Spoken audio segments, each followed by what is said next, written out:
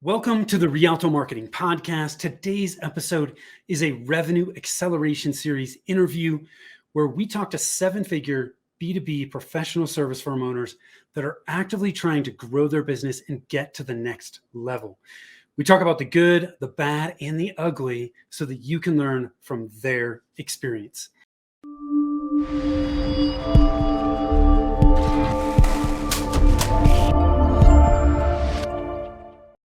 Hi, I am Tim Fitzpatrick with Rialto Marketing, where we believe you must remove your revenue roadblocks to accelerate growth, and marketing shouldn't be difficult. Thank you so much for taking the time to tune in. I am super excited to have Ryan Kreger with me today from ASG Information Technologies. Ryan, welcome and thanks for joining me. Thanks for having me, Tim. Yeah, I'm excited to dig into this and learn from your experience. I learn every time I do these episodes. So I can't wait to dig into it. But before we do, I want to ask you a few rapid fire questions if you're ready to jump in.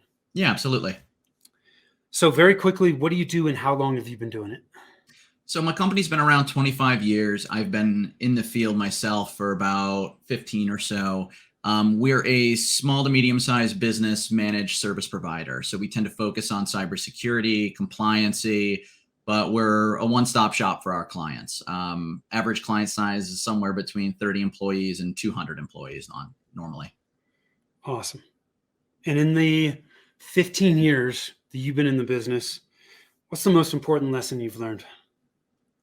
That it doesn't really matter how well you service if you can't sell it. Yeah. I love it.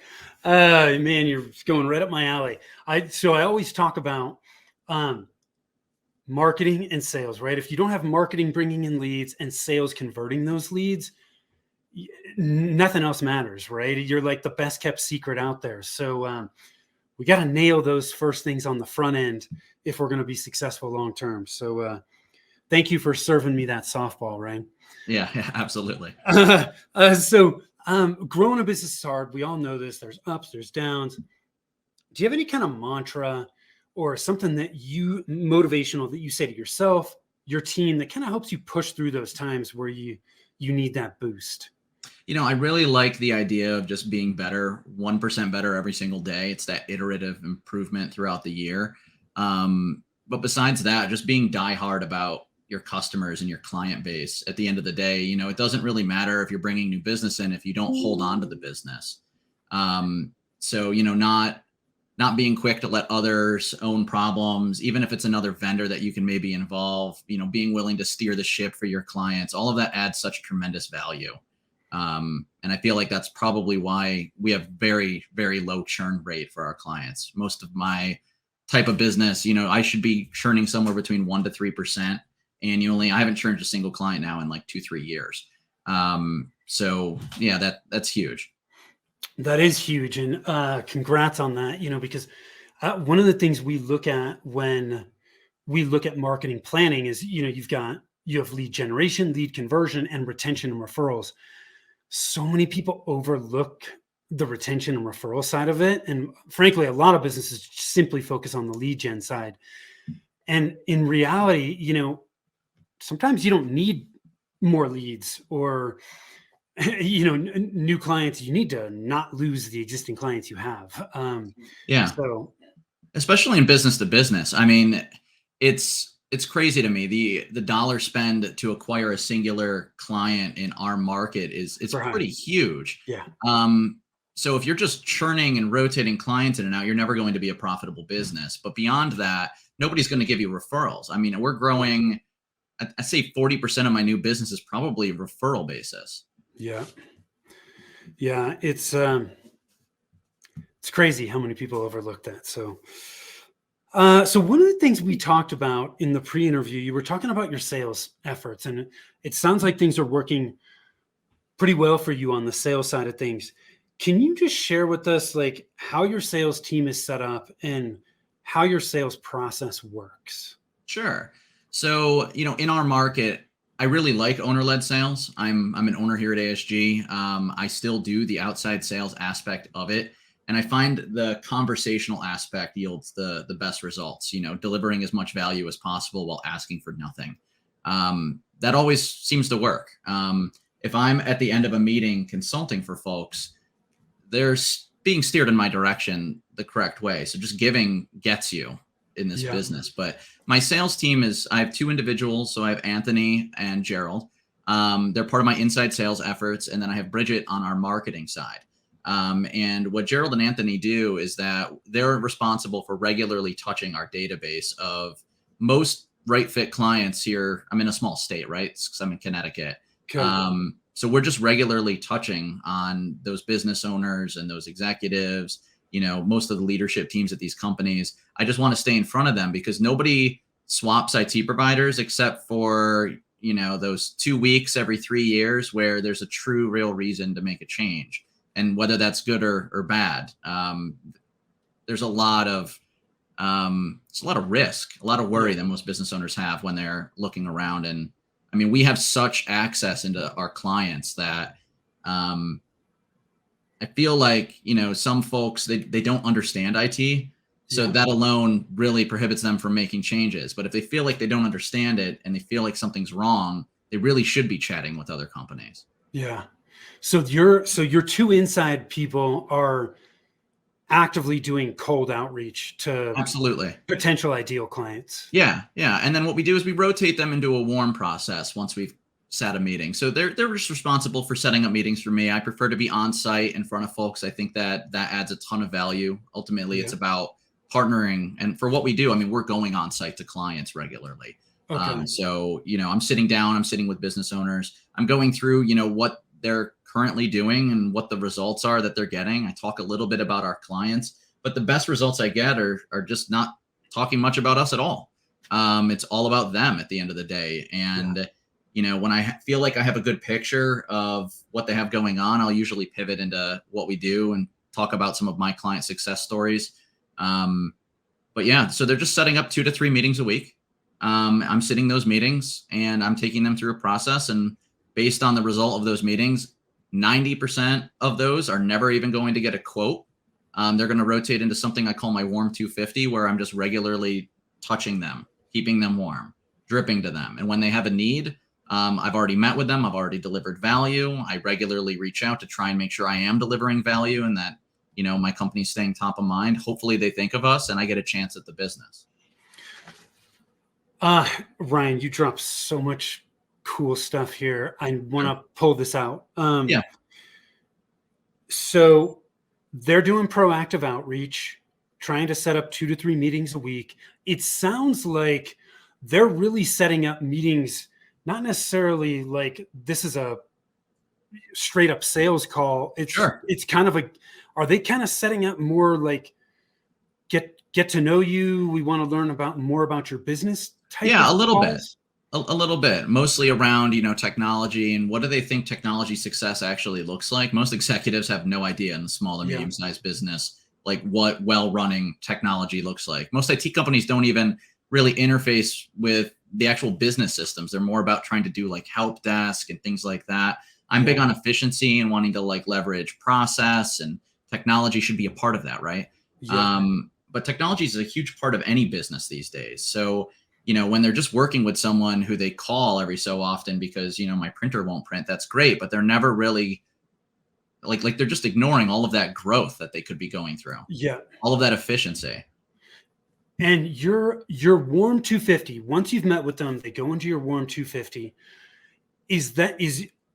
Are your touches with the warm 250 more automated, or are they pretty custom outreach touches in some way, shape, or form? I would love for them to be automated, but every single business, depending on, the type of business, is it manufacturing? Is it a bank or a credit union?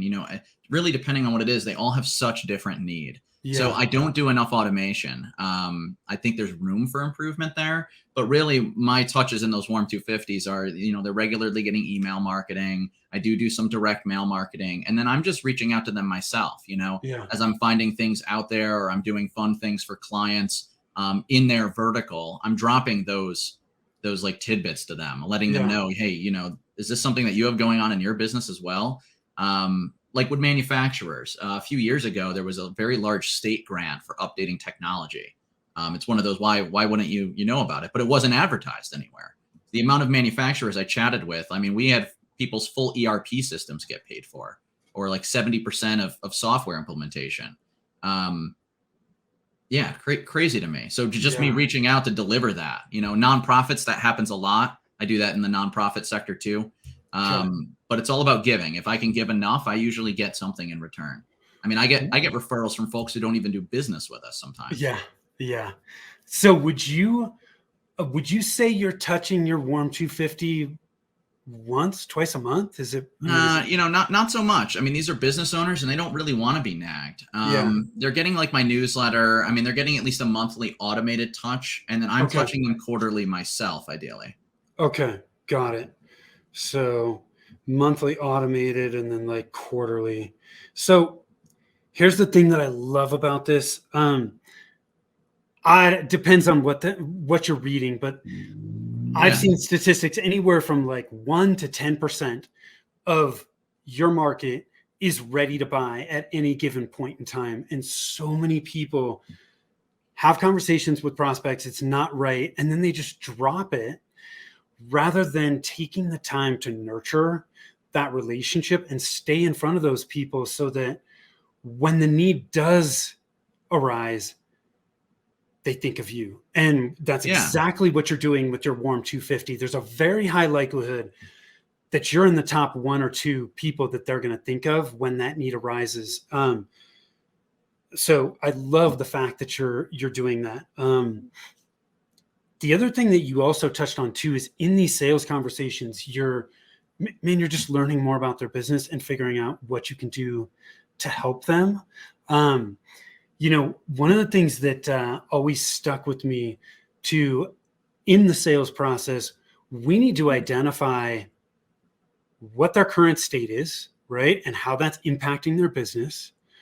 And then we also need to understand what future state they want and how that is going to impact their business. When we know those two things, it's much easier for us to hone in on exactly how we can help them and how big of an impact it's going to have. So thank you for sharing that. Now, Yeah, absolutely. I want to shift gears and go into marketing a little bit. One of the things that you shared with me when we initially connected was, I don't like marketing. And you're not alone. There are a lot of people that are in that boat. Tell me a little more about that. Like, why is Sure. that? Why is marketing just a... We used to have an internal resource. I don't think we really understood. We were presenting much like the small company at the time. We were a small company, but if we had continued presenting in that way, we would still be a small company. Yeah. You have to represent to the same level of service that you deliver out there. Whether that's, reviews and testimonials on your website, or having your clients leave you good Google reviews. I mean, if you don't ask, you don't get in this business. They don't go volunteer. I'm not a restaurant at the end of the day. So I feel like all of that culminates in some sort of boost for us or some sort of web hit. But we've been through a couple outside firms, and the real problem we have with all of it is they just do not get what we do or our vertical. I feel like our best results are reinforcing our sales team, whether that's through marketing materials or props or proactive outreach with like email marketing or newsletters. But at the end of the day, what we do is just so niche for each individual client that we serve that it's very, very hard to paint in broad strokes. Broad strokes don't tend to generate the results that you want. I mean, I have to represent in broad strokes, but an accounting firm has very different need typically than like a manufacturing firm. Yeah. Some manufacturers continue to make money as long as they can ship product. Their technology can be fully down. And then some of them will have their entire machine floor not manufacturing anything. Yeah. So, I mean, it's wild. I really look for 20% of the market, and marketing really helps me kind of figure out what that market actually is. The firms that you used, what types of things were they doing for you? Everything from, we spent years doing SEO and SEO optimization, and, us not getting web hits except once every 2 months. It should have been a key indicator that we weren't presenting at the same caliber that our service was hitting at. Yeah. They weren't helping us go out and reach out for referrals or host events or any of it. We've kind of evolved. A few years ago, we fully rebranded. I think that was needed. The old ASG, like it just did not represent the same. We weren't the same company we had been for the last 10 years. We had transitioned from this break fix service model to this all in full service offering. I'm Yeah. not even going after the same clients, and we never adjusted our marketing, right? So we had to kind of redo ourselves and how we presented. Our current marketing is a lot more about the team. Our newsletters are a lot more about what we have going on or what we're doing for clients or what's going on in our world and how we're impacting our community. It's more about giving. It's kind of that thought process that if you just Yeah. keep giving, eventually you will get something in return. Activity does generate results. Yeah. You touched on something there that I think is it's very easy to overlook. As we have shifts in our business, we need to go back to our marketing strategy and reevaluate, like, is this still where it needs to be, or does it need to shift? Marketing strategy doesn't have to, this is not something that needs to be looked at every month. Sure. But at the very least, every 9 to 12 months, or as there are significant shifts in the business, we need to go back and make sure that those things are in alignment. So it's, you get, because you had this shift in service, it's like, well, is our message, is our brand Yeah. now There was no representative story. of this shift? There was no story. Tim, we used to go in there with a quote and a handshake, and that worked. That worked, 15 years ago, but it just doesn't work now. We're much more expensive of a firm with much different results than we used to deliver. Yeah. We're way more in the business, in the systems. It's so much more of a partnered approach versus the old vendor style that we were. We go in now and it's just it's night and day. We don't try to quote it if it doesn't make sense. If it doesn't make sense, I tell them it doesn't make sense. Yeah. Or most of my prospects I meet with are on a journey. If they're at the beginning of their technology journey, they're working with like a single guy outfit. I'm at the other end. I'm full all in. They're probably going to go to like a block labor firm or someone who's way more reactive. I'm very proactive in comparison. Yeah. So, during that first meeting, I bring branded folders with material in it, talking about our client success stories, what we do, a little more detail, why, you shouldn't be afraid to outsource some of your technology needs. Having that around. I mean, I've gotten calls 2 years later and that folder is sitting on their desk somewhere because they thought, hey, let me reach out to them. Like, Yeah. and this is not like chintzy material. I mean, this costs money to be able to go out and leave behind. There's $20 of material that I'm leaving there with them. Yeah. Along with it, it's branded proposals, bound proposals. Like, it's such a different approach than what it used to be. It's about representing us as the professional company that we are with the results that we deliver. In the past, it was all, you just got to trust what we're saying, man. Yeah, sign here, trust what we're saying. I can have you talk to some clients if you need, but yeah, you got to get it all in writing. You got to be really clear about what you do and the results you're going to deliver. And you need to make it easy for them to accept. In our business, it's not easy to accept. They're firing a vendor that they've been working with for 10 years that gives them mediocre, but I think it's okay results, Yeah. So you mentioned Bridget on your marketing team. Is that right? Yep. Tell me more about what she does. Is she a full-time employee? Is she freelance? What is She's that look like? part-time. She also assists us with some administrative work and like some finance work, but she's very good at like graphic editing and things like that. She's a little junior, but I do feel having a point person you can run some marketing through internally. One of our big reasons I think we fail with all those outside firms is it was, my business partner, Rob, mostly doing the talking, the figuring out how we need to present. Once I started to get involved, we saw an improvement because it was just very different. You don't know what you don't know. Mm-hmm. So having multiple people at your company involved allows you to have just so many different good ideas, and you need a filter point, which is that marketing company, right? So Bridget does a lot of like putting the newsletters together, taking pictures, making sure that we're, getting video every so often. I'm sure she's going to be snipping apart this podcast at some point so that we can be reposting, snippets out there. A lot of that, but she needs that direction. She has the capability still. Yeah. So she needs the guidance, and the coaching. Yeah. But she can take care of a lot of the tasks. Yeah, absolutely. So, spending thousands of dollars on content writing from a vendor who doesn't even understand what you do is probably not something that makes sense for us, Yeah. unless we want to look like every other IT company out there. But being able to have someone internal who has at least an inkling about what we do, and when it's important to be talking about what we do out there, Yeah. allows us to really write that content. So I've been working pretty closely with her these last few months and making sure that we have that.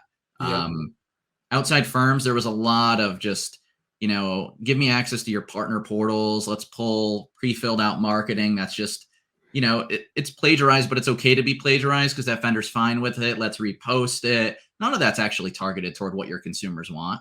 They want to work with someone who they feel like is an extension of their team at the end of the day. So how do you get there?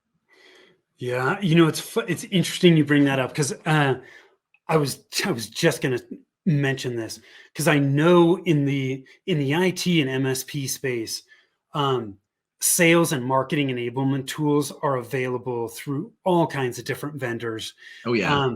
Which there's nothing wrong with those materials, but you have to go into it with open eyes wide open and understand what your goals are. If your goals are to create a following and differentiate your business, you really don't want to take syndicated blog posts that are being Yeah. posted on who knows however many websites. And we've made those mistakes, Tim. I mean, we're redoing our SEO and our blog, and we're specifically rewriting content up there because I'm getting dinged on SEO for plagiarization scores when it was okay Yeah, to do that. It's okay to yeah, do it. We're also getting the results that you would get from doing it, right? So, right, which are none.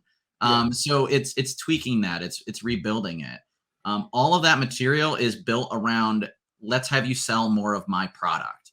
An MSP, what we do, it's great. There's a lot of providers out there that are about selling product. I'm about selling service. yeah, I have tools in everything that we do, but my clients, they don't care about the tools. They just want to know that they're secure, that everything's working well, that they've got a partner that they trust and who is regularly there with them and who can hop on a call immediately when they have an issue, right? yeah, Um, they really don't care about a disaster recovery one pager. Yeah, that might right, be yeah, a pain point, but they're never going to swap just because of one pain point, right? yeah, So yeah. And there's a yeah, million tools out there. That sends them in the wrong direction when they're searching for tools. yeah, yeah. And you touched on something there that is so important. We got to understand what's important to our clients, and Absolutely. in most cases, it's not all the stuff behind what we're doing. It's the result of what we're doing, right? Most of them don't necessarily care all that much about the tools. It's just, are these tools going to enable you to get this result that I need?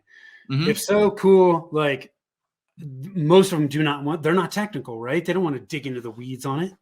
Yeah, just like your business is complex, ours is too. I mean, technology success for a client, they probably think that they're successful if they feel like they have efficiency in their business and that their technology supports it, right? Yeah. Um, they're not successful if they're having cybersecurity events or if they're not backed up the way that they should be, or any of these other 900 reasons that might influence that success. But it's about the end result, right? It's about the overall delivery. Yeah. They really don't care about any of the four pieces that go into it. Yeah. Just like you, I'm sure if you're delivering web hits, if I was your client, for instance, if I got X number of web hits, I wouldn't care about the individual pieces that got me there. I really wouldn't. No. I would be happy to write the check if I just got the result. Yeah. Yeah. Well, and as a marketing consultant and an outsourced or fractional CMO, I we really do outline the metrics that are most important, right? And Sure. in most cases, it depends on what your goals are again, but there's so many vanity metrics with marketing that just don't mean anything. And to me, tracking something like web hits can be an indication of things building at the beginning of the customer journey Sure. where people are beginning to know, like, and trust you. But at the end of the day, do those web hits really matter if they're not generating leads that are turning into customers? Absolutely. Not Are they qualified or is it just yeah, junk? Yeah. yeah, right. Like you mentioned, hey, look, we invested in SEO. Like you know, sometimes with SEO, it's like, look, what's their job? Their job is to drive traffic. Hmm. Um, Sometimes they're driving traffic and it's not converting. Sometimes they're driving traffic and it is converting. Um, when things aren't working, you got to have the ability to identify, like, why is this, like, what's off, Absolutely. right? Because a lot of times they may be attracting the wrong types of clients, right? And they're coming to your website and they're not converting because they're not the right types of clients. Or maybe they're attracting the right types of clients, but the messaging on the website's poor. There's no good calls to action, right? There's so many moving Yeah. pieces that make it really difficult um, to diagnose when marketing is not what you do day in, day out. And I know one of the things that when we spoke before, you had mentioned metrics, marketing metrics being a Sure. challenge. I want to dig into this a little bit because I started to touch on this, but what's been challenging for you with marketing metrics? You know, recently it's been watching like my website traffic just kind of yo-yo all over the place through the holiday season, things like that. Like, I'm not a marketing person at the end of the day. I understand if we're getting results. But really marketing's, and it just kind of boosted our sales effort in terms of making sure we represent the way we should be, not Yeah. necessarily tracking anything specific. So now I'm tracking qualified web hits. I'm tracking, SEO scores. Is that going up? Is that going down? Number of Google reviews or referrals that we're regularly getting. I'm noticing that when we're getting good Google reviews from clients, we're our web hits, they tend to correspond. So if I get one or two good Google reviews in a week, I'll end up getting a web hit that week. Yeah. And it doesn't feel like it's 100% of the time because of that, but there's definitely something there. And I know Yeah. that there's tons of technology to be able to track it down to that specific point, but I don't know if I need that technology. I'm just getting the result that I need. If I can get a qualified web hit every single week, those skip my entire warm 250 process. They're already warm. They're already reaching out to me. They're Yeah. already going through something enough to have the real conversation that matters, which is, can I help them? Yeah. Um, that's huge. So Yeah. there's so much value there. So those people they're already scheduling a discovery or a strategy call to Yeah. say, hey, we've got a problem. We need some help.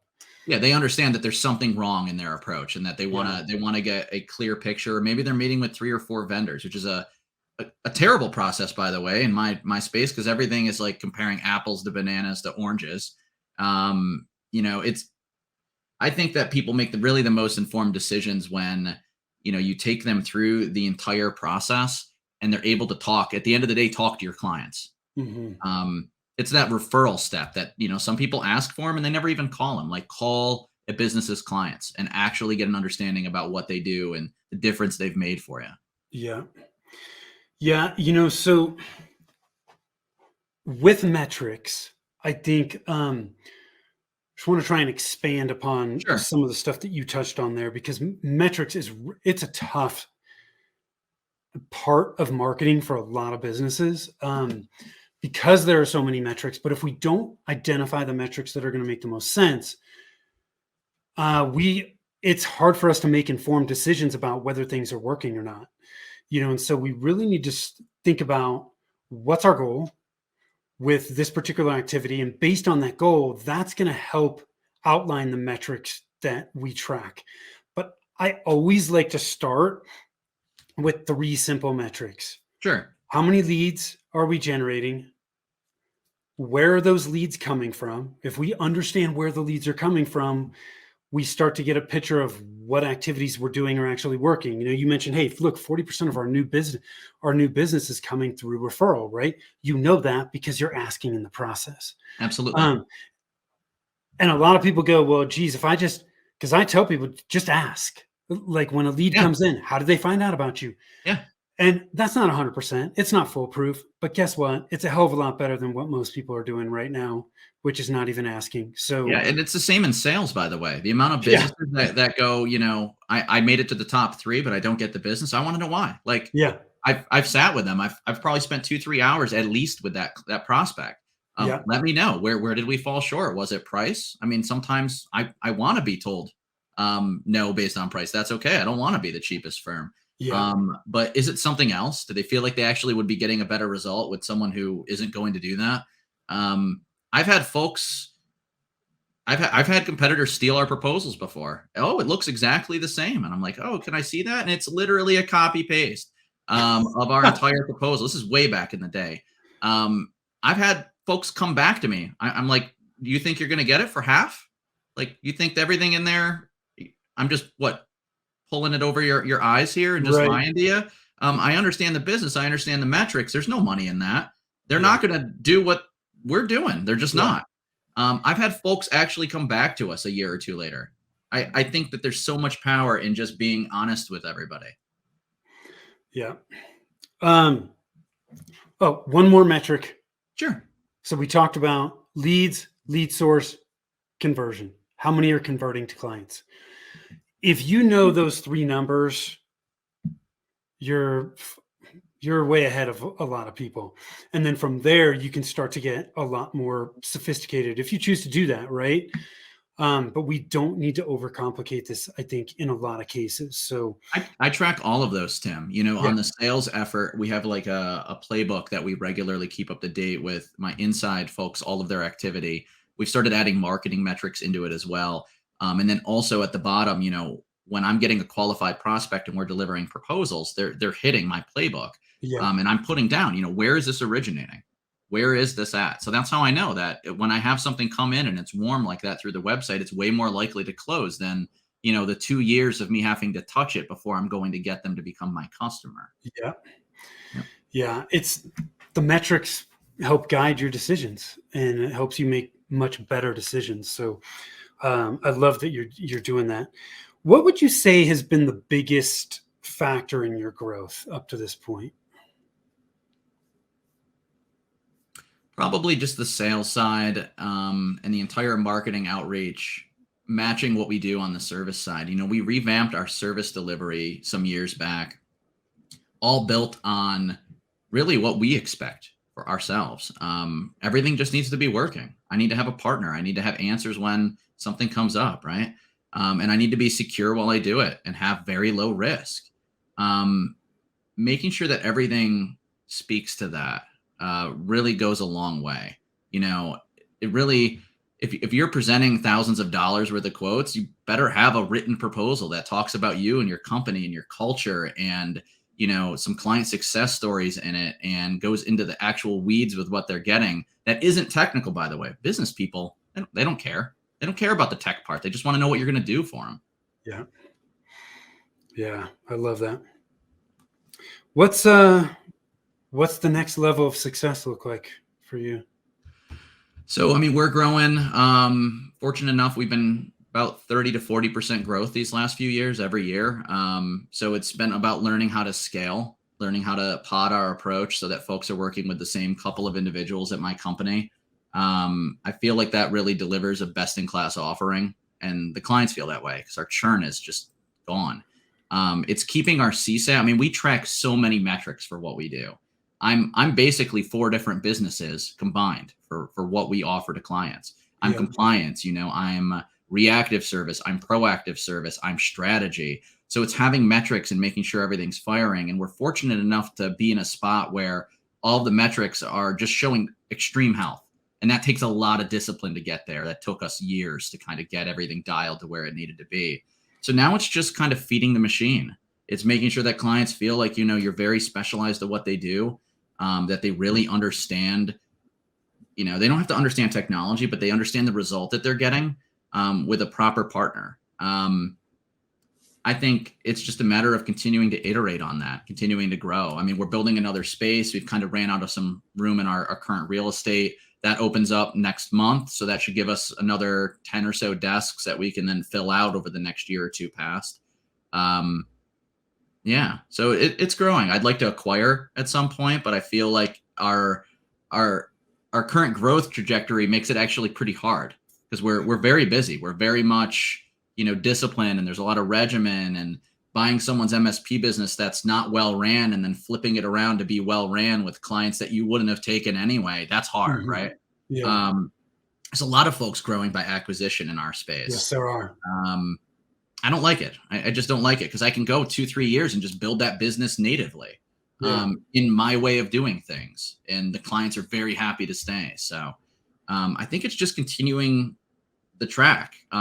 This year for marketing, though, specifically, it's cleaning up all of our bad habits. It's getting our website to tell our story more. It's we recently moved from an outside firm to doing it kind of in-house with some contract help on the marketing side. So it's more about talking about us and ultimately our clients and the actual concerns we're seeing out there through the sales process, not this, junk from these toolkits that they send you. Yeah. Which is what it was previously. Like it was a little bit about us. It was a little bit about the junk and the tools that nobody actually cares about. They care about the result. At the end of the day, we sell process to technology success process. So it's about painting that process on everything that we have and making sure that they click with something there about how, I would love to have that in my business. That's the call to action that you really need. Yeah. So it's just figuring that out.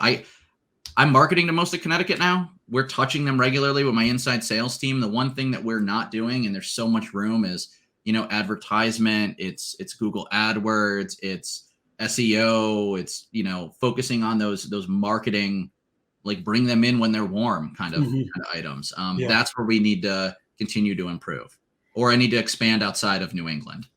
Right. Yeah. So knowing what you know now, anything you do differently? I don't think so. I mean, there's so much learning that's gone through this place and all the years that I've been here.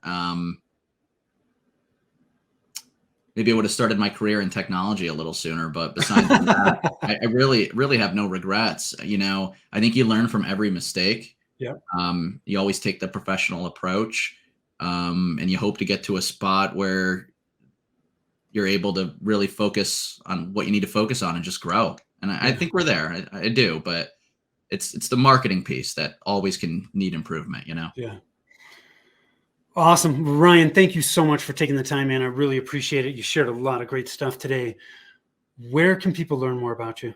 Sure. They can learn about us on our website. It's asgct.com or info@asgct.com. I'm happy to talk to anyone who wants to chat, or if they're happen to be a peer, things like that. If I can ever deliver value, that's only worked well for us. So I'm all about it. Awesome. We will make sure that those show up in the show notes, asgct.com, and then info@asgct. Again, Ryan, thank you so much, man. I really appreciate it. I've enjoyed connecting with you. Those of you that are watching, listening, I appreciate you. We've been talking all about growth, accelerating growth. If you want to know which of the 9 revenue roadblocks are slowing down your growth, you can find that out at revenueroadblockscorecard.com. Takes less than 5 minutes. If you want to connect with us, you can also do that over at rialtomarketing.com. Be happy to set up an initial discovery call and help give you some outside eyes. So thank you again. Till next time. Take care.